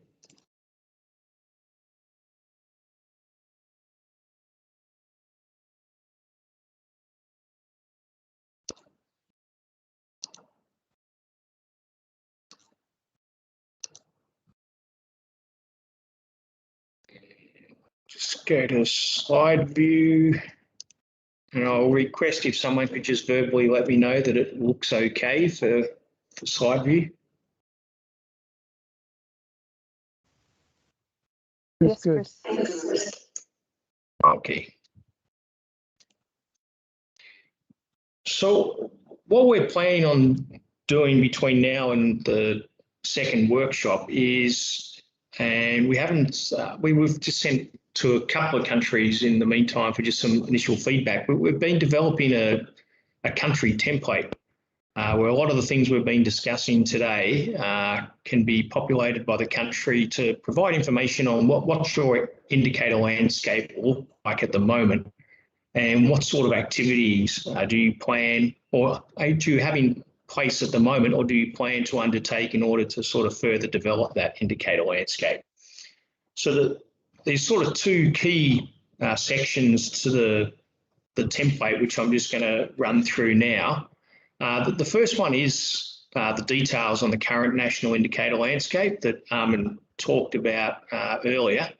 So it's sort of collecting information about what sort of national plan you may have in place at the moment and the indicators that accompany that, sector plans that may be in place and the corresponding indicator frameworks, any sort of other plans, and Armin touched on the subnational indicators or subnational plans and hence indicators, and then what sort of global or regional initiatives are out there and their corresponding indicator frameworks which are relevant for your country.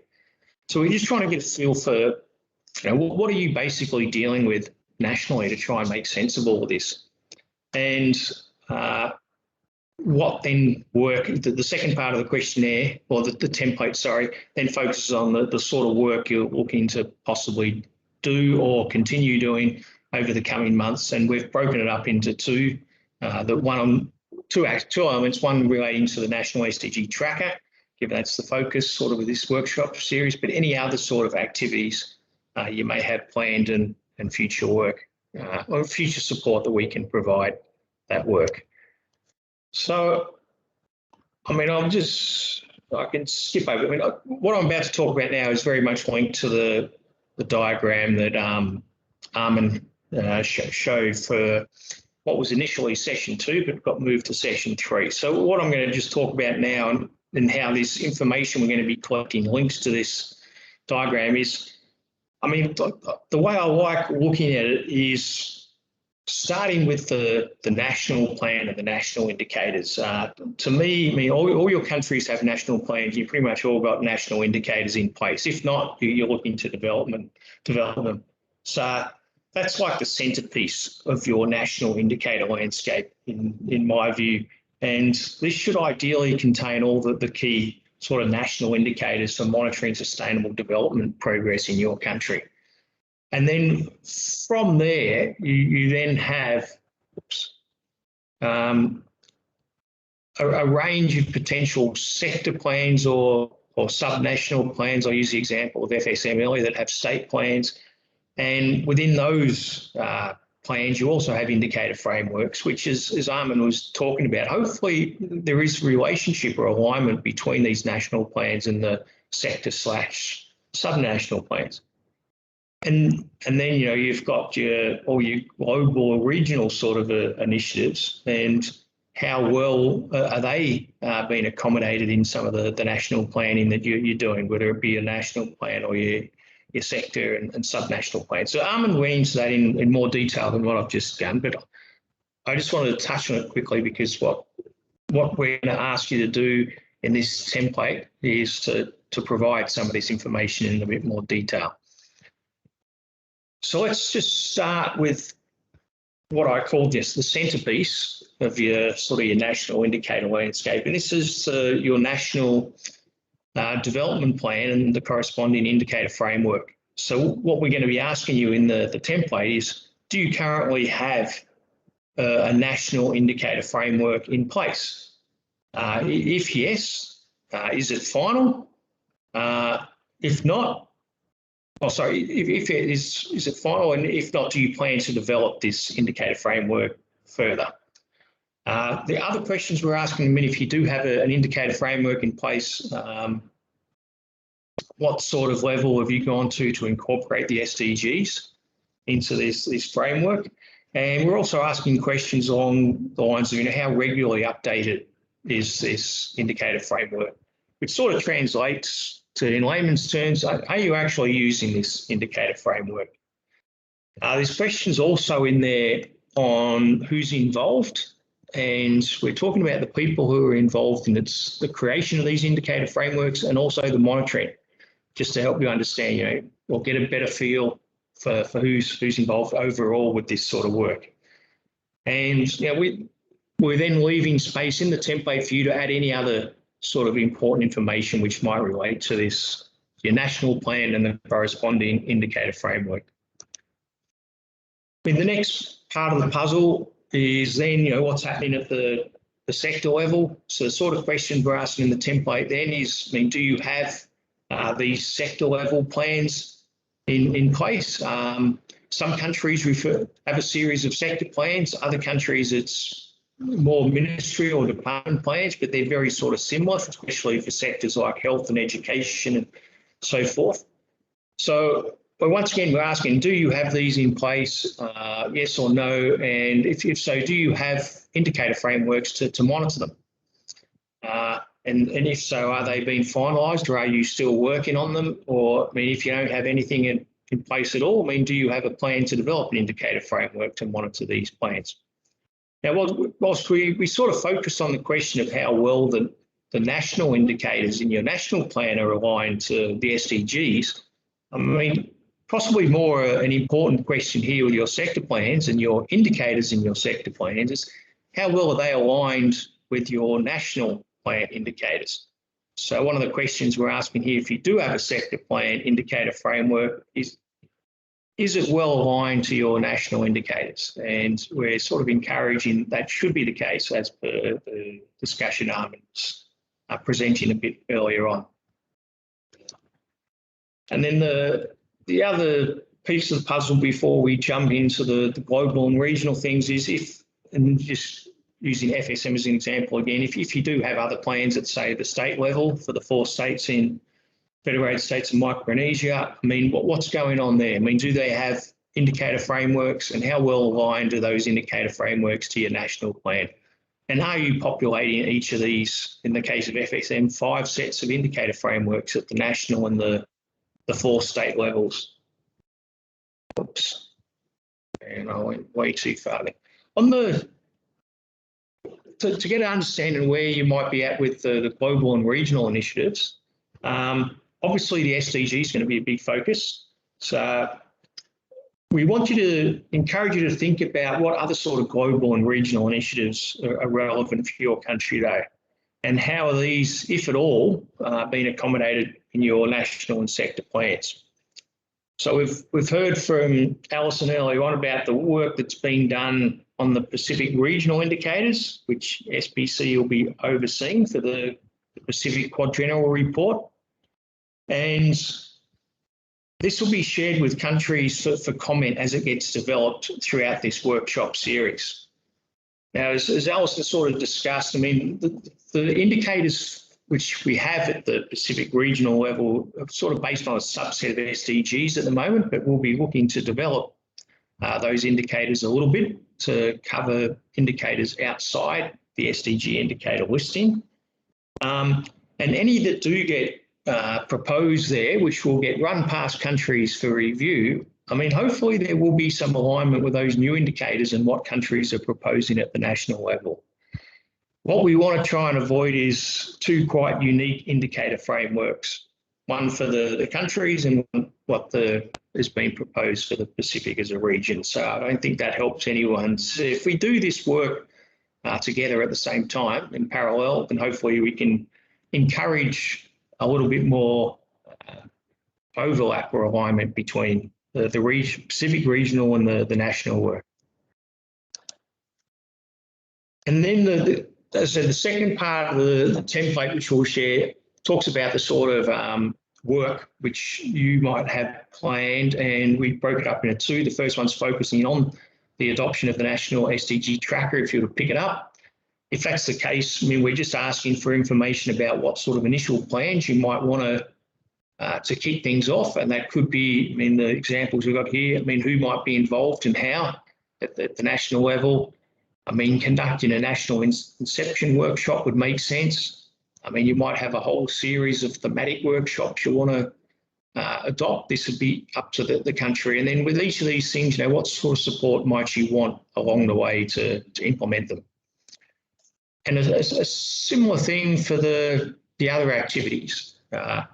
So we've got here, this is the same slide I presented early on about all the different types of activities we're sort of encouraging, sort of promoting to develop further during this workshop series. We've got our National SDG Tracker activity to develop SDG monitoring, which is highlighted in the orangey brown colour. But some of these other things which we've talked about, which are already taking place at the moment. And you know, when I say taking place at the moment, I mean, I've had some good discussions with Arista and Kiribati in recent times, and they're putting a lot of time and effort into improving the metadata for their national indicators. That's up there on this list. And Ben mentioned that as well in his presentation just before. I mean, one of the other boxes on here, we're talking about refinement of national indicators for the national plan. Kiribati are addressing this at the moment. And Marshall Islands are also coming towards the end of completing their new national plan, where they have an indicator framework in place, but they just need to refine it. So these things are already happening, and these are the sort of things which we want you to list as activities that you're looking to focus on and address over the coming months. So they're all in the light blue. They're relating to activities to sort of fine-tune your national indicator landscape. I've also got one in dark blue, and that's listed as to address data gaps in national sector indicator frameworks. And this will certainly be an interest for countries and partners. And I think we've possibly got a couple of questions pop up about it already. So, I mean, once you have your indicator landscape well defined, you know, what the indicator frameworks are that you want to focus on and how well they align and all that sort of stuff. I mean, what are the challenges you need to address in better populating these indicators? And this is going to affect the work that we're trying to do with the National SDG Tracker. So we're sort of getting out of the scope of focusing on the indicator landscape a little bit by going down this path. It's still heavily related to some of the other activities we're addressing. So we are happy to explore support for that. This will naturally involve many other partners. So it could be partners linked to specific thematic areas, or partners such as Paris 21 who have tools like ADAPT that some of you might have heard of that, and that addresses issues such as this in a broader sort of sense. So that's something there we're including for you to list, but even though it's sort of getting out of the scope of the project a little bit.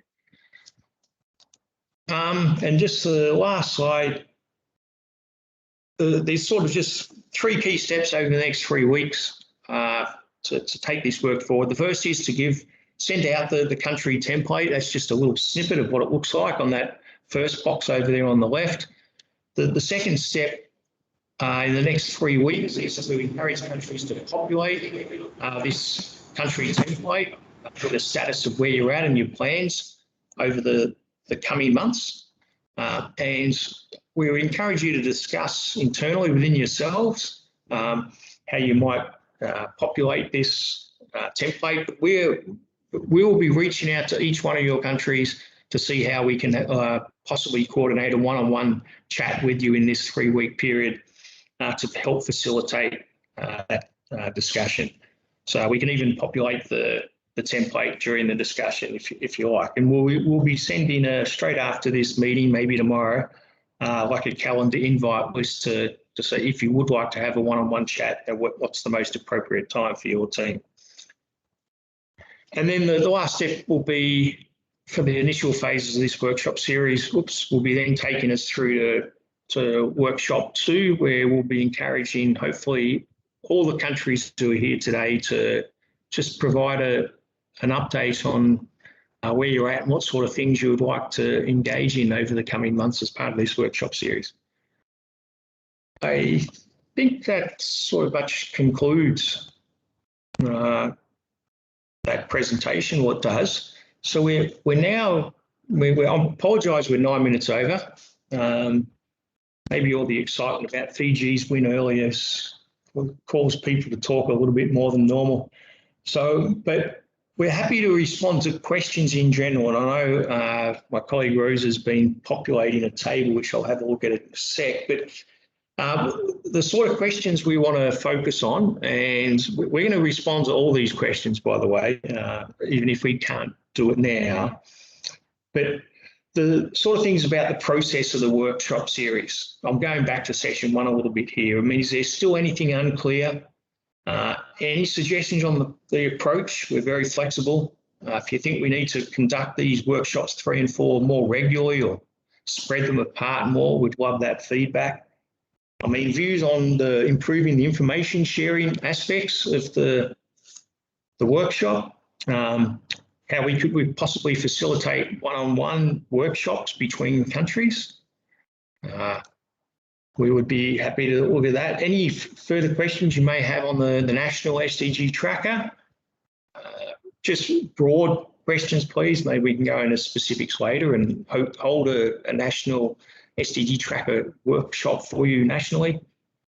Or any clarifications on what is expected from countries, which will basically be, I mean, just keep doing what you're doing, maybe add a thing or two, perhaps inspired by what other countries are doing, and let us know if you'd like to pick up the National SDG Tracker. That's going to be the emphasis on things for you to focus on in the next 2 to 3 weeks. I'll finish there. I'm talking too much now, but I'm going to go over to the questions now and see. I've got a message there from Ro. No outstanding questions, all answered via chat. Can I just clarify? Does anyone, if you'd like to just put your hand up?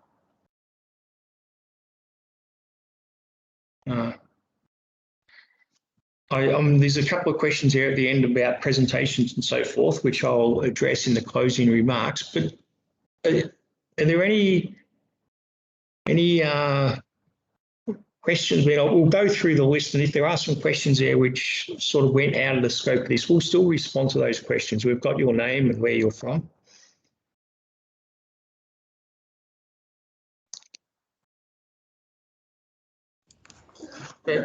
I think for just a comment from our side, the challenge for all of us now is how best can we progress on these quickly, or fast enough towards the next VNR. I think that's probably the main challenges for that we will try to work towards for all of the agencies that will be involved in the monitoring of this SDG, on the how fast we will coordinate ourselves enough, and how fast the training will be implemented to each of these countries towards try to make sure that these indicators are available towards our preparation for the next VNR. Yeah, no, thanks for that comment, Missy. I mean, I think there's possibly going to be some nice clear deadlines in place for yourself and Tuvalu with looking at this work, and hopefully you'll both be quite keen to explore the option of adopting the tracker. But even if not, I mean, you still have a lot of reporting to do against your progress with SDGs in your VNR report, and that will guide the progress of this work. I think that's it. We also have Chris. You have your hand up. I assume this is Chris from RMI. Would you like to ask a question? Yeah. Thank you. This is Chris from RMI. So these presentations at the next meeting, our next workshop, are we to show what we're doing or to show our challenges? I mean, because we're kind of in the middle. We've just presented our VNR, and and I think we found where we see we have a lot of gaps, and we're actually working with Patrick from UNDP. We're going to be looking at getting a data assessment and data sources assistance, because this is where we have our biggest issues. And I think that reflected in some of what I saw today. So I guess kind of what exactly were we looking at, and for how long? And I mean, are we showing where our gaps are, or showing our challenges, or showing what we've done? Thank you. The shorter answer, Chris, and I'm glad you brought it up, because I mean, this is a question that applies for each of the countries. I mean, it's sort of all of the above. It will hopefully be made more clear when we circulate the template, but we're wanting, I mean, sort of similar to what we've just seen from Samoa and Fiji. I mean, we want countries just to present a bit of an overview of where you're at the moment as sort of step one, and then sort of step two. I mean, what are the activities you're either started or looking to adopt over the coming months to sort of take this work a little bit further? And in the case of RMI, I mean, as we discussed with Patrick a week or two ago, I mean, you have a good national plan in place now, and you have a draft indicator framework, and you're looking to fine tune that. So that would be one of the things I would imagine that RMI would present back. So, and that was one of the things on the list of additional activities for a country might wanting to adopt. So it would be possibly just we have a draft indicator framework, but we want to fine tune it and just make sure it is the best indicator framework to monitor progress against the key issues in our plan. And as we also discussed a couple of weeks ago, I mean, you might want to pick up the National SDG Tracker as a tool to track progress against the SDGs. So those sort of things that you could also discuss. So where are you at, and what are you trying to do over the coming months? Yeah, I'll just thank you for that. I'll just reply real quick, because yeah, we can do that. But we also, I was looking at the presentation, and we actually have started to adopt the more like the two-tiered strategy that you were looking at, like the national level, and then our lining up to our operational level indicators. So we can show that. But the SDG tracker is just for the SDGs that are integrated into our NSP, correct? I guess that's my question. Sorry, you spoke a little quickly at the end then, Chris. What was the last part? Oh, so I said the question then is the SDG tracker would allow us, the question is though, it'll allow us to track the SDGs as they're lined up into our NSP. That is how that'll work, correct? That's right. So at the moment, for tracking progress against the SDGs, I mean, we've got our global indicator database, and we're encouraging countries to adopt as many sort of nationally relevant indicators to that database to sort of, I mean, provide more data, but also more nationally relevant data for tracking progress against SDGs. Do we have any, I take it your hand being up, Chris, is from a previous, are there any other questions?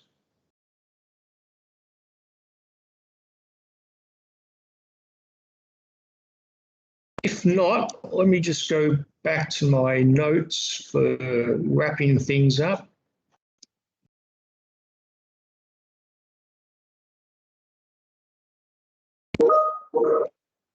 Okay, so yeah, I think we can finish here. I'd just like to thank everyone. I apologise we went 18 minutes over time, but just thank everyone for their participation during this workshop. Hopefully it wasn't too demanding. It was designed to be an information session, on what we're planning to do over the coming months. I hope you all found it informative on what we're trying to do, and it's something your country will be able to benefit from down the track. One of the questions that came up in the chat was, will the PowerPoints be shared? Absolutely. If you don't get them later today, they'll certainly be shared tomorrow morning. We welcome any further questions you may have about this process, or any clarifications you might want to seek on what sort of activities you might want to engage in as part of this workshop series. And as I mentioned earlier, I mean, we will be in contact with each of your countries in collaboration with partners very shortly to see if you would like to have a one-on-one discussion on how you might plan what sort of long-term activities you want to do in this space, which you can then talk about and present to the audience in workshop 2. So I'll wrap it up there. Thanks to all the people who participated. Really appreciate it. And I think very fitting to just finish with one big thing. Let's all please get behind Fiji tonight. Let's hope they get a gold medal. Fiji needs to put a smile on our face.